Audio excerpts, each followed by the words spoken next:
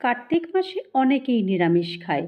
আর নিরামিষ মানেই তো প্রত্যেক দিনই নিরামিষের একটা একটা করে ভাবতে হয় যে কী নিরামিষ তৈরি করব। আর আমাদের বাঙালিদের তো নিরামিষ মানে বাবারে পনির ছাড়া আর কিছুই ভাবা যায় না।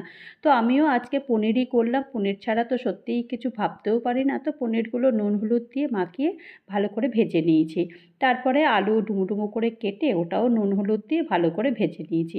ওই তেলেতেই গোটা গরম মশলা ফোড়ন দিয়েছি, আর একটা তেজপাতা দিয়ে দিয়েছি, একটু ছিঁড়ে দিয়ে দিয়েছি, আর একটা টমেটো দিয়েছি, স্বাদ মতো নুন দিয়ে দিয়েছি, আর একটু হলুদ গুঁড়ো দিয়ে দিয়েছি। তারপরে জিরের গুঁড়ো, লঙ্কার গুঁড়ো, আর একটু সামান্য পরিমাণ একটু চিনি দিয়েছি। নিরামিষ রান্নাতে চিনি না হলে একদম ভালো লাগে না। তারপর মশলাটা কষিয়ে নিয়ে ভাজা আলুগুলো সব দিয়ে মশলাটা আরেকবার কষিয়ে নেওয়ার পর জল দিয়ে দিয়েছি। একটু ফুটে উঠলে তারপরে পনির দিয়ে ঢেকে দিয়েছি। ব্যাস, আর কি, একটু ঘি না দিলে ভালোও লাগে না। ব্যাস তৈরি হয়ে গেছে আলু পনিরের ঝোল।